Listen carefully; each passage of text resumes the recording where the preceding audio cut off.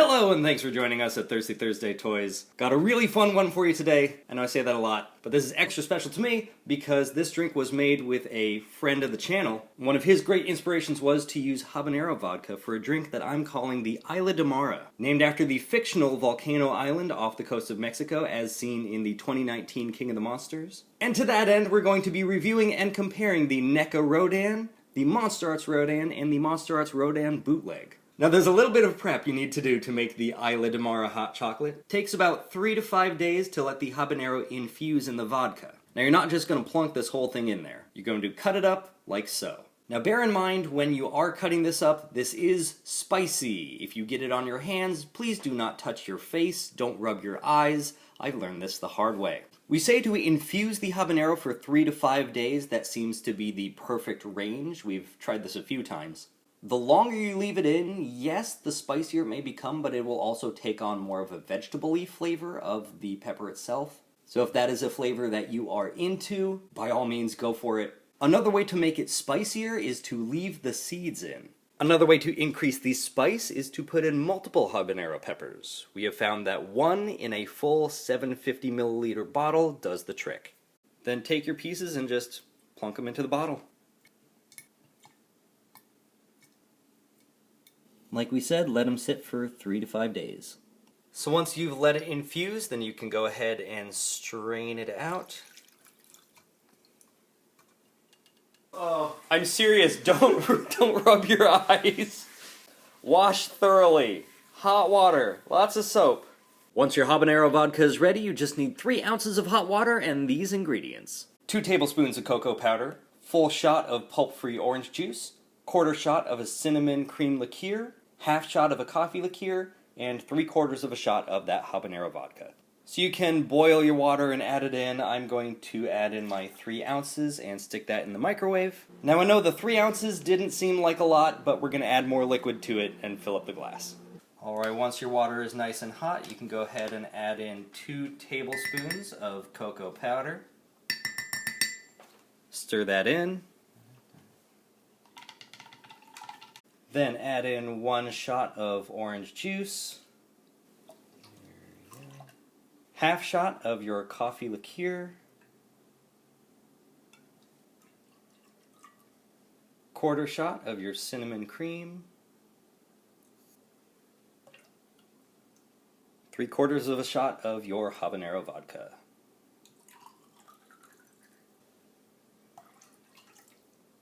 Now, as you can imagine, adding a cream liqueur in with something that has orange juice might curdle. So I found the best way to avoid curdling is to actually combine the cinnamon cream liqueur and the vodka together in the same shot glass. Then pour that in together. Cheers! As far as the packaging goes, I think the Neca nails it. I like the aesthetic of this Monsterverse like character file. Got that Velcro opening for that window display. Doesn't take up too much space on the shelf. And the figure itself rules. Within the package there are these 5 components. You have the Rodan itself with 1 head. It comes with a second head, so it has both an open and closed mouth. You have the top of the Isla de Mara volcano like holding facility. You have this translucent explosion effect. I'm sure you could drill into that and add some lights or something. And then you have a stand. The top of the volcano has a tab that plugs into the hole in the explosion effect. And that fits in like so. Very tight. And this just on its own is a sweet display piece. Then the explosion does have a hole in it in which you can plug the stand. The problem I've had, and I've owned a couple of these, is that over time it starts to lean. And it doesn't seem to be a problem with the post itself, it seems to be with the hole. The top of the base has this U-shaped portion and then another stabilizer in the back. And this part of Rodan's underbelly rests right in there. And it is fairly stable despite being so small. For extra stability you can fold those wings down. Now the mouth on the Rodan is not articulated. I guess it was cheaper and easier to make 2 heads than it would be to make such tiny moving pieces. So there's Rodan's open mouth there, closed mouth there. And the head is on a small ball joint, so it's pretty easy to pop off. And then you can pop the other head right back on. Tiny little post. There we go. Does have that ball joint in the head and at the neck, so that can turn. It's kind of tight on mine. I think the Neca wins in terms of paint. It does have that kind of fire effect down at the bottom of the wings, unlike the MonsterArts version, which is just plain brown. You can even see the lighter paint in all the cracks. So they really went for movie accuracy on this one, and I appreciate that very much. One thing I don't like about the figure is the material of the wings. It's this very fragile feeling, light, thin plastic. I know many people have broken theirs right at this joint. I do appreciate that there is this joint, so you can put it in a few different poses. I think it would have been better with a wire like the Revoltech Rodan, and it does have those joints in the shoulders, so you can get it into that kind of dive bombing, kind of spiraling pose. And it does have ball joints in the legs, but just the one where they are attached. So it can be swooping down. You can kind of have Rodan coming out of the volcano. Not so great because of the limitations of the wings, but it's an option. I love the Neca.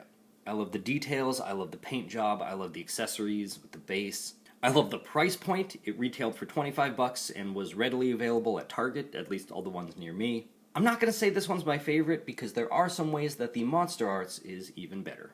Like I said, the packaging for the MonsterArts isn't bad, it's just, I don't know, it doesn't stand out to me, doesn't have the window box like some of the other offerings.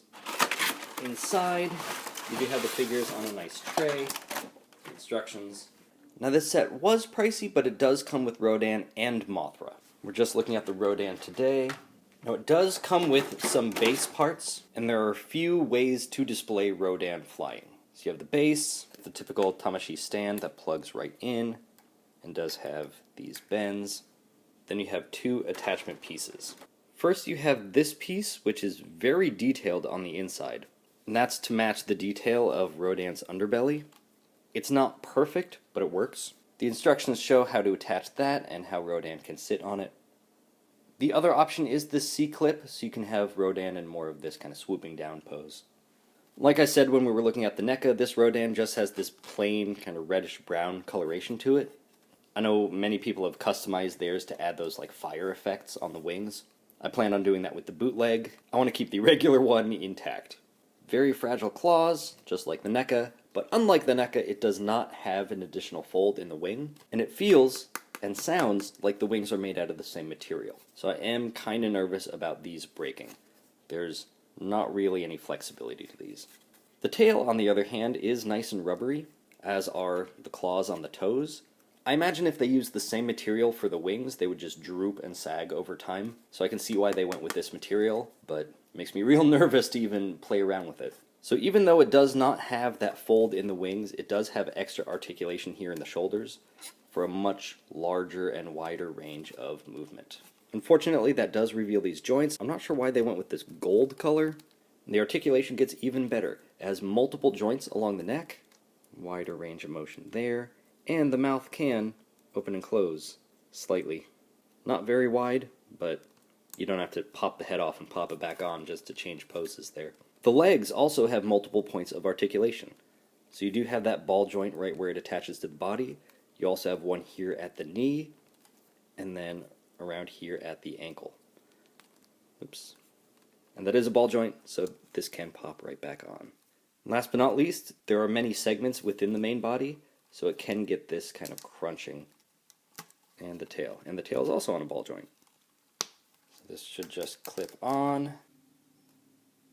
That's cool. Then you could set it up with the Photon Collectibles Argo for some sweet displays. And if you really want to, you can get the Neca base and attach Rodan onto that. It actually stays better than I thought it would. So the MonsterArts has more of that plain reddish-brown paint job. Neca is more movie accurate. MonsterArts is a little larger, has more articulation in the shoulders, articulation in the body that the Neca does not have. The Neca does have those wing folds, but some people might think that they are unsightly. Same kind of fragile material in the wings. They both have that kind of rubbery tail. The Neca has that straight tail, whereas this one has more of a kind of a, what's that kind of gecko? Reminds me of that gecko tail. With the Neca, you do have to swap the heads out. MonsterArts, you can open the mouth, just keeping the head attached. The MonsterArts does have a stand with a couple attachments, but the Neca stand is incredible. Since I'm recording this a couple of years after the movie came out, the price really has skyrocketed on both of these. Now, if you see something that seems like a really stupid good deal for the Monster Arts, it's probably a bootleg. And if you're not quite sure if it's the real deal, let me show you. So here's the regular Monster Arts packaging. Has the Godzilla King of the Monsters name up here, plus, remnants of a price sticker, Monsterverse logo, legendary Toho, all these pieces of copyright information down here at the bottom. Those are non-existent on the bootleg box. You have the 65th anniversary, but nothing else. This is all blank, and instead of Godzilla King of the Monsters, it has Godzilla 2, which is what it was known as overseas, or at least in China, where this originated. And you can see it got beat up a little bit in transit, but the figures inside are still intact. Now, the bootleg came and went like a year ago, and I never thought I'd have a hard time finding a bootleg. I tried to buy the bootleg 3 different times from eBay, and each time I got empty promises and fake tracking numbers. I did get my money back on all of them. And then I thought, you know what? Where's the best place to find a bootleg? And I ordered this from Wish. And sure enough, Wish came through with a legit bootleg. Legit bootleg. Not that I support bootlegging products. I don't want Bandai to hurt. I don't want Bandai to stop making the Monster Arts line. But these are great ways to get versions of the figures that you can modify, you can paint them, you can customize them without A, spending a lot of money to do so, and B, harming a legitimate product. Like I said, I plan to paint this one up. So inside, you have the same packaging as the regular one, just a little crushed.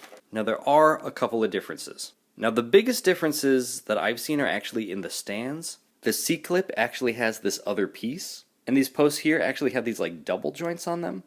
Mine are a little bit loose, but they can be tightened. And it does also come with a regular C-clip. Alright, bootleg Rodan. I have heard stories of people breaking theirs, that the joints are pretty weak. And also loose joints. But I think I've said this in previous videos, ball joints, I know people use like Pledge furniture polish to tighten those ball joints. Now the mouth on the bootleg kind of close and open. It seems to be almost glued in place. It does have a tiny range of motion, but definitely not as much as the original. Otherwise, the articulation is the same on the body, on the wings. I've heard of people snapping their wings here, so I'm going to be careful with that. But worst case scenario, you just pick a pose and glue it in. Now there is one thing I love about the bootleg, and that's the material of the wings. It's this rubber, so that will probably bend and fold over time, but I can do this and not completely snap it in half. I can play around with these fingertips here, and they can wiggle around, and I'm not going to completely shatter his hand. That is absolutely worth buying to me. The bootleg also has this hole in the chest. I'm not entirely sure what you do with that because the post here is way too big to fit into that hole. As far as paint goes, they're very similar. I think the camera is picking up on more than my naked eye can see. The original seems to be a little more matte, and there's some more gloss to the bootleg. I think the bootleg, it's easier to see this kind of dry brushing of black over it, and that's what's adding that gloss. Some places it's a little more thick than others, like here on the chest. The feet here don't have painted claws, whereas the original does. The head on the bootleg is also a little more plain, whereas on the original you've got that kind of black fade on the beak and on the tips of the horns. But the mouth does seem to open a little bit wider on the bootleg. Size comparison with Monster Arts Mothra, Neca Mothra, Monster Arts Godzilla, or rather a bootleg Monster Arts Godzilla, and Neca Godzilla. Well, it happened. I bent the wing a little too far and this piece broke off. Luckily, the joint itself isn't broken. This is the bootleg, so the joints are assembled a little bit different. It just broke where it attaches. So it was glued on right inside there. So hopefully that's something that a little super glue can fix. So for me, it's not as easy as saying that one is definitively the best out of all of them. There are pros and cons to each one. It's totally up to you to decide what fits your budget, your collection, your needs. Either way, I hope you find the exact one that you're looking for, be it Neca, Monster Arts, or the bootleg. And in the meantime, I wish you best of luck on your hunt. Thanks for subscribing, and please drink responsibly. There's a little bit of prep. I could have hours of me just nuances. redoing. Yeah.